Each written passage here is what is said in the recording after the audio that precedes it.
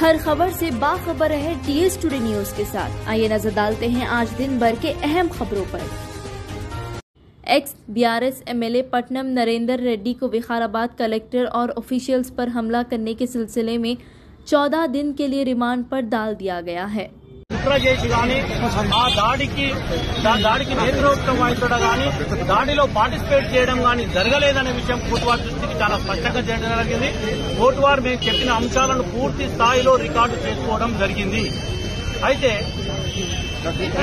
ఇంకొక అంశం ఏంటంటే పోలీసు వాళ్ళు ఒక వ్యక్తిని అరెస్ట్ చేసి రిమాండ్ తీసుకొచ్చిన సందర్భంలో చట్టంలో ఏం ప్రొసీజర్ ఉన్నది, పోలీసు వాళ్ళు ఏ విధమైన చర్యలు తీసుకోవాలి, సుప్రీంకోర్టు గైడ్ లైన్స్ ఏం చెప్తున్నాయి అనే విషయంలో కూడా అరెస్ట్ కార్డు ఎగ్జిక్యూషన్ విషయంలో కూడా। सूडान में 15 मिलियन से ज्यादा बच्चे स्कूल से बाहर है। 15 मिलियन बच्चे स्कूल नहीं जा रहे हैं, जो कि मुल्क के चल रहे तनाजात की वजह से है। नेशनल